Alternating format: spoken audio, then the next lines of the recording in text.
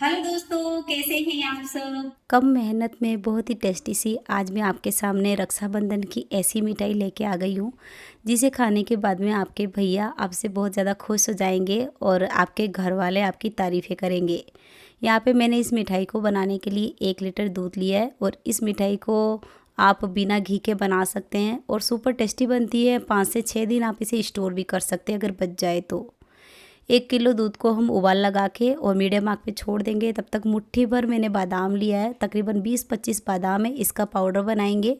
तो ये जो पाउडर है ये मैं किसी बर्तन में निकाल लेती हूँ। उसके बाद में इसके अंदर हमें पीसना है काजू। तो इस काजू को मैंने 3 से 4 घंटे पहले एकदम अच्छे से भिगा दिया था। साथ ही में 4 हरी इलायची है और अगर ग्राम में देखते हैं तो ये 50 से 60 ग्राम काजू है, तकरीबन 70 रुपये के अंदर आ जाते हैं। 1 लीटर दूध के साथ में हमें 50 ग्राम काजू चाहिए। तो इस भीगे हुए काजू के अंदर मैंने आधा कप पानी डाला है और उसके बाद इसका एकदम महीन सा पेस्ट बना दिया है। यहाँ पे देखिए आपको एक गलती नहीं करनी है जो मैंने कर दी है। काजू का जो पेस्ट है एकदम गाढ़ा होता है ना, तो इसे गर्म दूध में नहीं डालिएगा। मैंने डाल दिया, फिर मुझे इसे 5-6 मिनट इसकी गुठलियाँ इस तरह से मैश करने में लग गया था। तो आप क्या कीजिए, पहले इसमें थोड़ा पानी डालिए, इसे पतला कीजिए, फिर गैस को तेज़ करके बीच बीच मतलब पूरा लगातार चलाते रहिए और ये घोल डालते रहिए, क्योंकि काजू से काफ़ी थिकनेस बनती है मिठाई में। इसलिए आप इसे लगातार चलाते रहिए और इस तरह से डालते रहिए। आपसे एक छोटी सी रिक्वेस्ट है कि अगर आज का वीडियो आपको पसंद आए तो वीडियो को लाइक और चैनल को सब्सक्राइब करें। तो यहाँ पे इस मिठाई को बनाने के लिए पूरा प्रॉपर अलग टेस्ट देने के लिए मैंने यहाँ पे गुलकंद लिया है। तो आधा कप गुलकंद है और आधा कप ही मेरे पास पिसा हुआ बादाम है। अगर आपको इस गुलकंद के साथ में ये मिठाई नहीं बनानी है या फिर आपके पास नहीं है तो आप खजूर के साथ में ड्राई फ्रूट्स को मिक्सी में पीस लीजिए। इसका जो एक पेस्ट जैसा बनेगा ड्राई फ्रूट्स के साथ में, उसको भी आप इस मिठाई के साथ में यूज़ कर सकते हैं। पर गुलकंद के अंदर अपना एक टेस्ट होता है, इसलिए थोड़ी ज़्यादा ही टेस्टी लगती है। तो मैं आपको कहूँगी कि आप भी गुलकंद के साथ बना लीजिए। अब देखिए इस दूध को रखे हुए तकरीबन हो गया है 15 मिनट और 15 मिनट में काफ़ी गाढ़ा सा हो गया है। साथ ही मैंने बादाम और गुलकंद को मिला दिया था, तो वो मैं साइड रख देती हूँ। उसके बाद इसे बहुत ही अच्छे से पकाऊंगी। तो अभी इसके अंदर आपको मोटे मोटे दाने नहीं दिख रहे होंगे, इसलिए मैं इसके अंदर नींबू डालूंगी। थोड़ा सा इसका जो दूध है ना वो फट सा जाएगा तो इसमें दाने बनेंगे मोटे मोटे कलाकंद जैसे। तो मैंने आधा नींबू लिया है। नींबू को थोड़ा ऊपर से काटा था तो कम है नींबू, आधा पूरा नहीं है। तकरीबन 1 चम्मच जितना मैंने नींबू का रस लिया है। थोड़ा थोड़ा करके डालते जाऊंगी, चलाते जाऊंगी और फिर इसके अंदर आप देखेंगे दाने बन रहे हैं। तो अगर गैस तेज़ करके आप इसे पकाते हैं तो ढक्कन लगा के पकाइएगा ताकि इसके छींटे आपको हाथों पर ना लगे। 2 से 3 चम्मच इसमें मिठाई में डालनी है हमें शक्कर, क्योंकि गुलकंद खुद भी मीठा है तो इसमें शक्कर जो है थोड़ी सी कमी डालिएगा आप।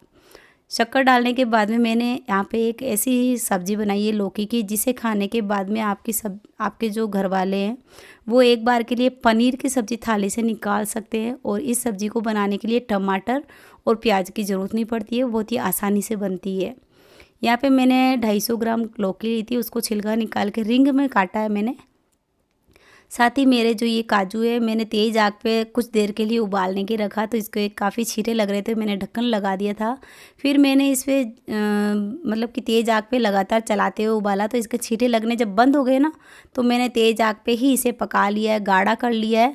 उसके बाद ये इस तरह का गाढ़ा हो जाए ना, फिर कढ़ाई में फैला के गैस को ऑफ़ करके इसे ठंडा होने के लिए रख दीजिए। पंखे के नीचे नहीं रखिएगा, नहीं तो पपड़ी आ जाती है, फिर बहुत ज़्यादा गुठलियाँ बन जाती है मावे के अंदर।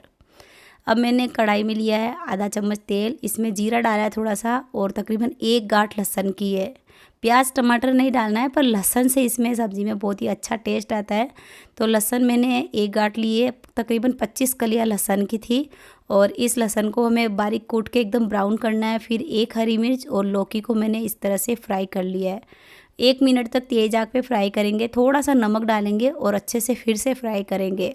2-3 मिनट लौकी को हम अच्छे से फ्राई कर लेंगे ना तो बहुत ही अच्छा सा टेस्ट आएगा और सब्ज़ी बनने के बाद इससे पानी नहीं छूटेगा। अब इसमें बेसिक मसाले डालेंगे, जिसमें भुना हुआ जीरा भी डालना है हमें। तो 1 चम्मच लाल मिर्च पाउडर, आधा चम्मच भुना जीरा पाउडर, 1 चम्मच धनिया का पाउडर, आधा चम्मच हल्दी का पाउडर। साथ ही में हमें इसमें डालना है बेसन। तो जिससे हम दाल चावल खाते हैं वो वाली चम्मच से अगर डालते हैं तो 1 चम्मच हमें बेसन डालना है, और ये छोटी चम्मच है तो 2 चम्मच मैंने बेसन डाला है। बेसन डालने के बाद बहुत ही अच्छे से इसे भूनना है। और इस सब्ज़ी में लहसुन से बहुत ही बढ़िया टेस्ट आता है, तो आप स्किप नहीं कीजिएगा, लहसुन ज़रूर डालिएगा। यहाँ पे देखिए मैंने इसे बहुत ही अच्छे से भून लिया है, और आप देखेंगे कि मसाला और बेसन की वजह से इसमें काफ़ी अच्छे से झाग दिख रहे हैं। ये जो झाग दिख रहे हैं ना, उसके बाद में आप इसमें दही डालिएगा। तो यहाँ पे टमाटर नहीं है तो मैं यहाँ पे इसके अंदर दही डाल देती हूँ। आधा कप दही को मैंने कटोरी में लेके फिर चम्मच से फेंट लिया था। उसके बाद तेज़ आग कर दी है, और तेज़ आग पे चलाते हुए मैं इसे बहुत ही अच्छे से पहले दही को बेसन के साथ में मसालों के साथ में भून लूँगी। उसके बाद इसमें पानी डालूँगी। हल्का हल्का सा तेल सेपरेट होने लगेगा ना इस तरह से, उसके बाद गैस को धीमा कर दूँगी और फिर इसमें पानी डालूँगी। तो इसमें जो ग्रेवी है बहुत ज़्यादा नहीं रहेगी, नहीं तो इसका जो टेस्ट है वो थोड़ा कम हो जाता है। तो आधा कप जितना मैंने पानी डाला है थोड़ा थोड़ा करके। तो जितना दही था ना मेरे पास कटोरी में, आधी कटोरी, उतना ही मैंने पानी ले लिया है। अब पानी डालने के बाद मैंने इसे अच्छे से पकाया है। लौकी तो बहुत ही जल्दी से गल गई थी, एकदम कच्ची लौकी थी, पतला भी काटा मैंने इसे। तो ये देखिए लौकी की सब्ज़ी बहुत ही अच्छी सी ग्रेवी की बनी है।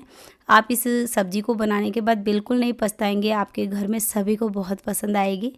तो यहाँ पे देखिए सब्ज़ी हमारी बनकर हो गई है, और सब्ज़ी रोटी बनाई मैंने, तब तक मेरा जो कलाकंद था वो भी काफ़ी अच्छे से ठंडा हो गया है। अगर बहुत ज़्यादा आपका कलाकंद गाढ़ा रहे तो आप इसे फ्रिज में भी रख सकते हैं। तो यहाँ पे ये जो मैं साफ़ सफाई है वो कर लेती हूँ, उसके बाद मिठाई पूरी बनाती हूँ। यहाँ पे देखिए ये जो मेरे पास कलाकंद है ये काफ़ी अच्छे से गाढ़ा हो गया है। तो मैं क्या करूँगी, इसे किसी बर्तन में निकाल लूँगी। आप चाहे तो पहले से ही किसी बर्तन में निकाल सकते हैं, क्योंकि सिल्वर का जो बर्तन है हमारी हेल्थ के लिए अच्छा नहीं होता, बस खाना पका के निकाल लीजिए।